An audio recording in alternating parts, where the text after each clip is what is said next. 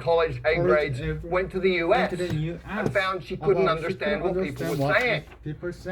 And people started asking her, are you deaf? And she was. English deaf. Because we have filters in our brain that filter in the sounds that we are familiar with, and they filter out the sounds of languages that we're not. And if you can't hear it, you won't understand it. If you can't understand it, you're not going to learn it. So you actually have to be able to hear these sounds. And there are ways to do that, but it's physiological training. Speaking takes muscle. You've got 43 muscles in your face. You have to coordinate those in a way that you make sounds that other people will understand. If you've ever done a new sport for a couple of days and you know how your body feels, hurts. If your face is hurting, you're doing it right. And the final principle is state, psychophysiological state. If you're sad, angry, worried, upset, you're not going to learn, period. If you're happy, relaxed, in an alpha brain state, curious, you're going to learn really quickly. And very specifically, you need to be tolerant of ambiguity. If you're one of those people who needs to understand 100% every word you're hearing, you will go nuts because you'll be incredibly upset all the time because you're not perfect.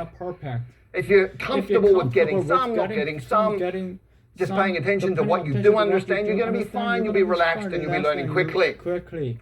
So based on those 5 principles, what are the 7 actions that you take? Number 1, listen a lot. I call it brain soaking.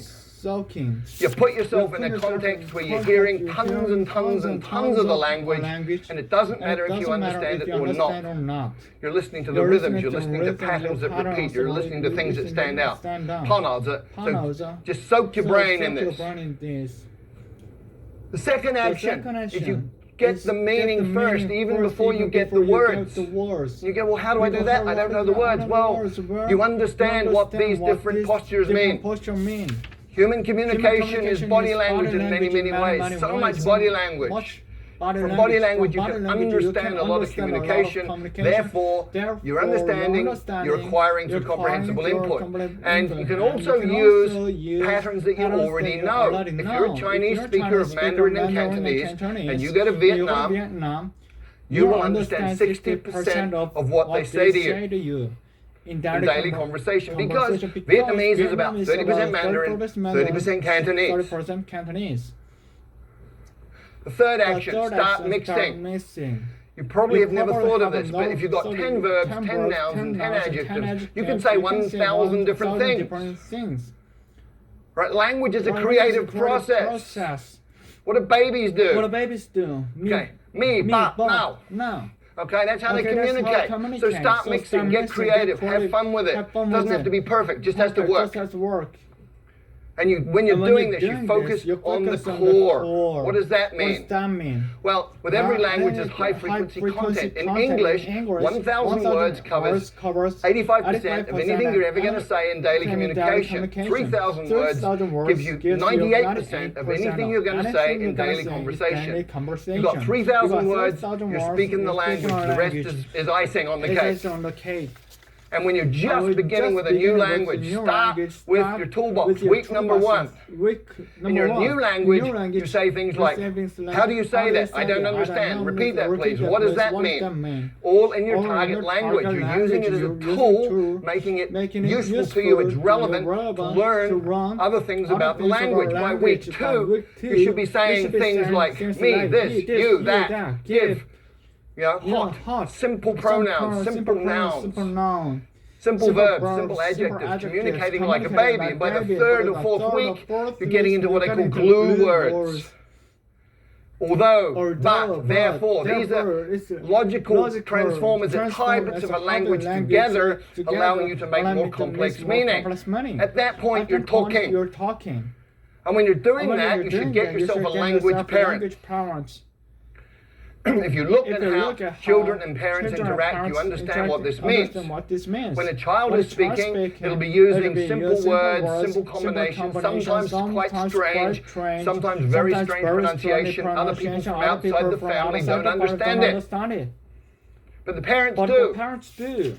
And so the kid has a safe environment, gets confidence. The parents talk to the children with body language and with simple language they know the child understands. So you have a comprehensible input environment that's safe. We know it works, otherwise none of you would speak your mother tongue. So you get yourself a language parent who's somebody interested in you as a person who will communicate with you essentially as an equal, but pay attention to help you understand the message.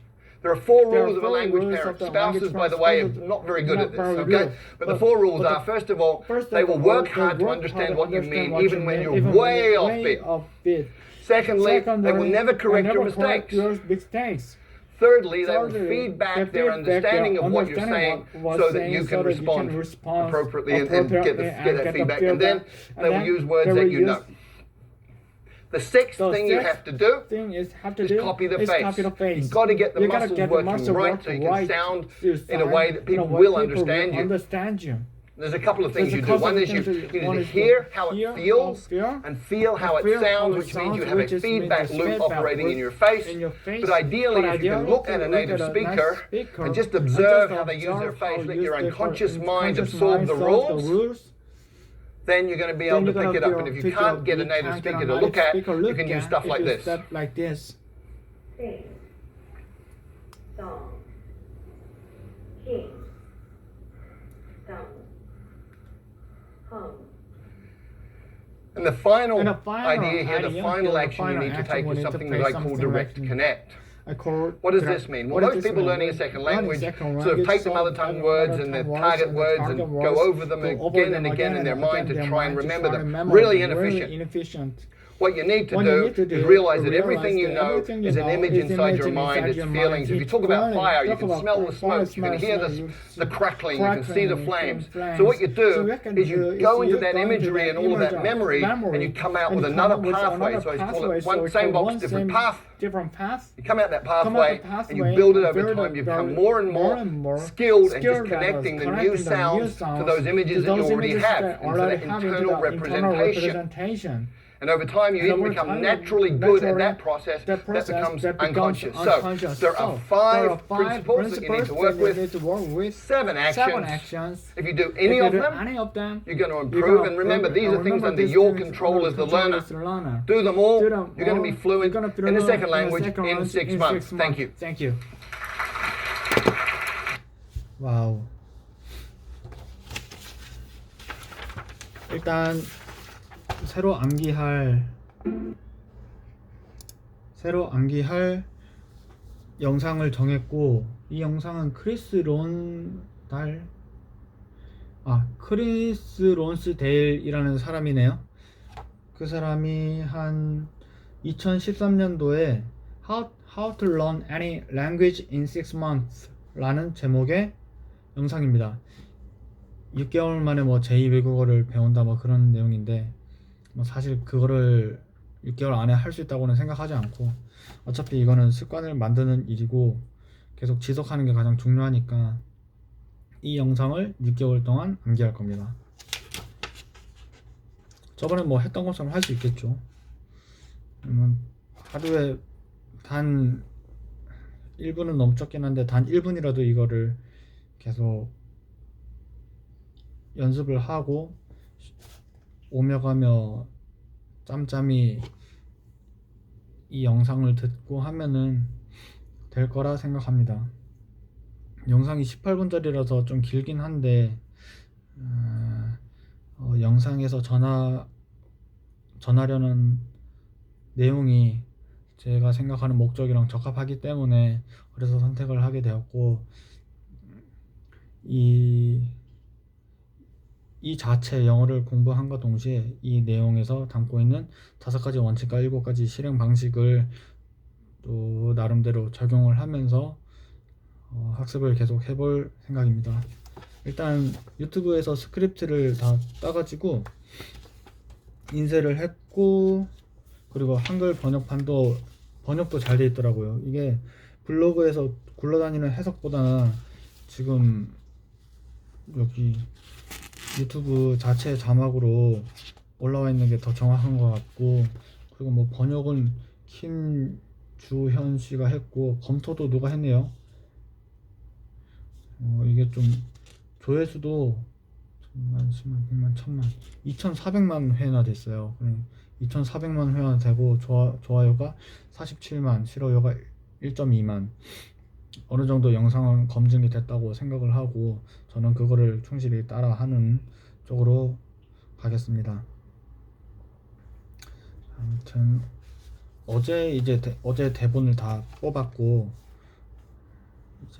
이제 시작하는 거니까 어떻게 발전하는지 어떻게 점점 외워가는지 그런 거를 또 기록을 해보도록 하겠습니다.